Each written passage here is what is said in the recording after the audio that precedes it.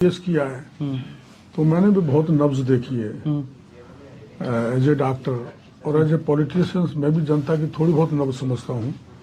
आप जानते हो 2018 में जयपुर की घाट की गुणी से लेकर धौलपुर भरतपुर तक एक सीट आई थी धौलपुर की।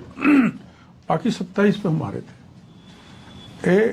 22 सीटों पर मैंने प्रचार किया है उन 28 में से, जिसमें 20 सीटें भारतीय जनता पार्टी को मिलेंगी। मैक्सिमम 6, 7, 5, 6 सीट कांग्रेस को मिल सकती हैं।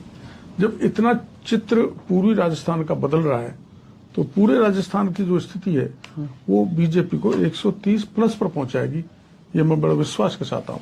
सर आप 130 प्लस तो कह रहे हैं, लेकिन चाहे आपके क्षेत्र की बात करें तो एक कहावत है, हमें तो अपना लूटा गैरों में कहां दम था। वो चलता रहता है। पर आप देखो, माननीय मंत्री प्रसादी लाल जी हार रहे हैं, माननीय रमेश जी हार रहे हैं, भजन लाल जी हार रहे हैं, और वो हमारी जाहिदा हार रही है, सुभाष गर्ग हार रहा है। सब मतलब 95% मंत्री पर सर धराशायी हो रहे हैं। ये तो आप मानते हैं कि आपके अपने ही मतलब आशा मीना भी बीजेपी की थी और भी ऐसे कहीं, हमें तो अपना लूटा गैरों में कदम था। इस शायरी पर आप कितना ऐसे तो 40-50 लोग थे, लेकिन हमारे यहाँ कितने भी बागी होकर खड़े हो जाएं, अंत में विचारधारा कमल के फूल को पकड़ के उसी को वोट देते हैं। निर्दलियों का कुछ नहीं बनता। आप डॉक्टर हैं तो इन बागियों का इलाज होगा? अब बागियों का तो इलाज अपने आप हो जाएगा जब हार जाएंगे, जब इलाज ही है। क्योंकि आपने बहुत सौ इलाज कर दिए, जमानत जब पेपर लीक वालों का इलाज आपने कर दिया। आपको मैं हाँ, पेपर लीक भी किया, पुजारियों का मामला भी किया, लॉ एंड ऑर्डर का भी किया, अमागढ़ का भी किया, और गणपति प्लाजा में भी गणपति का इलाज सब हुआ। पर जो जमानत जब्त खो बैठेगा बागी तो उसका इलाज तो अपने आप जनता कर देगी। हम तो सबकी जमानत जब्त हो रही है ऑलमोस्ट मेरे एरिया में। आपके एरिया में सबकी जमानत? मेरे क्षेत्र में यही। जो इनके मठाधीश था उसका भी इलाज होगा? मठाधीश कौन? मतलब इनको जो सबको जो पंप देने वाले लोग थे, उनको तो हाईकमान सब इन चीजों को जानता है, देख रहा है, कीनली ऑब्जर्व कर रहा है। तो जब इनका इलाज हो जाएगा, जो भी जयचंद है, तो इनका इलाज अपने आप हो जाएगा। तो जयचंद का इलाज भी तय है? आपने अपनी रिपोर्ट भेज दी? क्योंकि आप केंद्र में भेजते थे। मेरी कोई रिपोर्ट मैं भेजता नहीं हूँ, मेरे से मांगता है तभी मैं भेजता हूँ। आगे से कोई रिपोर्ट, मैं अधिकृत भी नहीं हूँ। प्रदेश के अध्यक्ष या संगठन मंत्री चंद्रशेखर जी अधिकृत हैं। आपके क्षेत्र की तो भेजी होगी सर, आशा मीना चुनाव लड़ी?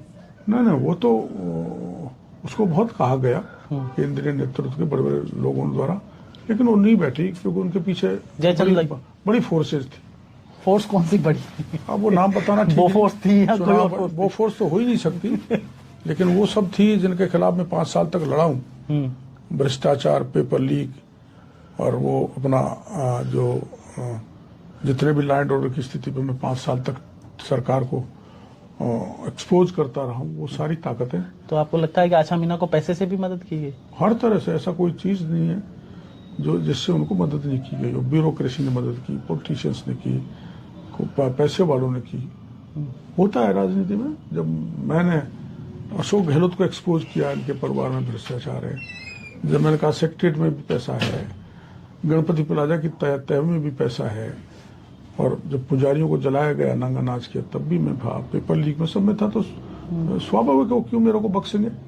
लेकिन मैं जो तो ये भाई बहन का जो गठबंधन है, उससे निकल के नहीं, आशा मीना और गहलोत आपके गठबंधन है, ये भाई बहन का? मैंने ये नहीं कहा आशा और उनका कोई गठबंधन है, पर जितने भी मेरे को 5 साल मेरे निशाने पर रहे, उन सब ने मेरे को निशाने पर लिया, पर मैं उस चक्रव्यूह से घुस भी गया, निकल भी आऊंगा। तो राजस्थान में एक भाई बहन का भी गठबंधन है सर? भाई बहन का गठबंधन होता है, लेकिन कभी भाई बहन गठबंधन स्थायी नहीं, वो टूट भी जाता है।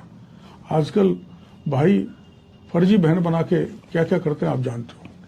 तो आपको लग रहा है कि फर्जी बहन बना रखी है? और क्या फर्जी बहन है, वो भी ऐसी है, बनाने वाले भी ऐसे हैं। अच्छा, उनके व्यक्तिगत लाइफ के बारे में कुछ नहीं कहना चाहता। सर मैं ये कह रहा हूँ कि कांग्रेस दावा कर रही है कि आप रिसोर्ट पॉलिटिक्स भी वो कर रहे हैं बेंगलोर में भी।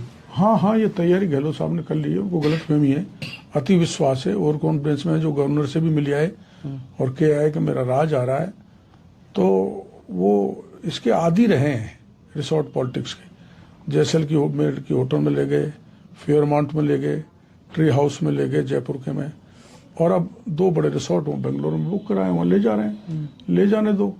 हारने के बाद जैसे पिंजरे से बंदर को छोड़ते हैं, वैसे सब बंदर भागेंगे वहां से। सर बहुत सारे लोग ये कह रहे हैं कि जो ओपीएस का मुद्दा चला, कर्मचारियों ने जमकर हमारे वहाँ देसी कहावत है, कब मरेगी सासुर कब आएंगे आंसू।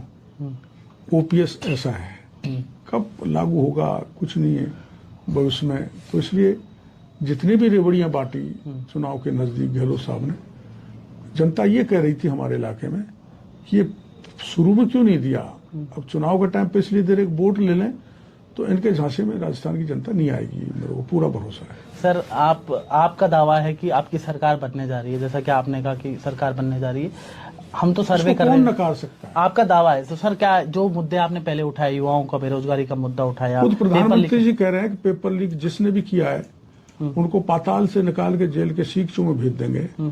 खुद प्रधानमंत्री जी कहे कि गणपति प्लाजा में काला धन और सोना निकल रहा है, ऐसी कौन सी मशीन गहलोत साहब ने रख दी?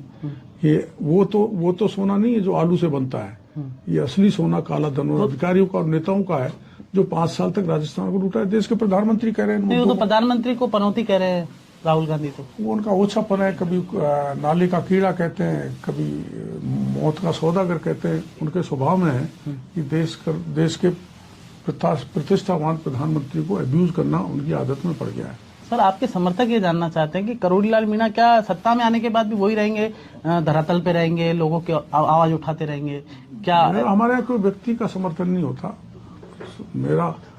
हम सब कमल के फूल के समर्थक हैं और वो सब समर्थक नहीं। मान लीजिए आपकी लीडरशिप भी गलत कर रही है तो आप आवाज उठाएंगे? हाँ, आपकी लीडरशिप, हमारी लीडरशिप गलत कर ही नहीं सकती। और जिस किसी ने किया है वो जानकारी दिल्ली को है, उनके बड़े सजग और चौकन्ने रहते हैं, हर चीज की जानकारी दिल्ली को रहती है। देश के प्रधानमंत्री को ये जानकारी हो जाती है कि डॉक्टर किरोड़ीलाल पुजारी की डेड बॉडी को महुआ से लेकर मुख्यमंत्री के दरवाजे पर ले जाकर रख दिया और न्याय दिला दिया, तो कौन सी जानकारी मोदी जी को नहीं होगी? आप कह रहे हैं आप डॉक्टर है, लोग कहते हैं कि जो प्रधानमंत्री नरेंद्र मोदी वो बड़े डॉक्टर हैं, वो भी इलाज कर देते हैं। हाँ, उनसे बड़ा कोई डॉक्टर देश में दुनिया में ही नहीं है। उन्होंने बाइडेन का सबसे सैल्यूट ठुकवा लिया यहाँ के G20 में। मोदी है देश के राष्ट्राध्यक्ष, उनके पैर छू रहे हैं, तो उससे बड़ा कोई है क्या? तो यहाँ तो कुछ नेता सैल्यूट ठोक रहे नहीं है, बागी लड़ लिए। कौन? जो नेता बागी लड़ लिए वो सैल्यूट तो ठोक नहीं रहे। उनको पद की लालसा है, उनको विचारधारा से कोई लेना देना नहीं है। जो विचारधारा से जुड़ा हुआ है वो दाएं में नहीं हो सकता। जो डिरेल हो गए हैं उनको भुगतना पड़ेगा। तो आपको लगता है भुगतेंगे वो? स्वाभाविक भुगतेंगे, जमानत जब्त होंगी और फिर गलियों में घूमेंगे रोते हुए, इलाज भी कोई होगा। नहीं पूछेगा। इलाज तो जमानत जब्त हो गई तभी इलाज हो जाएगा। तो आपने तो कहा मोदी जी बड़ा इलाज कर देते हैं। मोदी जी अब उसमें ज्यादा मत बोलवाओ, अपने आप दिख रहा है कि किसका इलाज हो रहा है। तो ये थे हमारे साथ डॉक्टर करोड़ीलाल मीणा जिन्होंने खास बातचीत की, जिनका साफ तौर पे कहना था कि बागी है, उनकी जमानत जब्त होगी और भारतीय जनता पार्टी प्रचंड बहुमत से राजस्थान में सत्ता बनाएगी।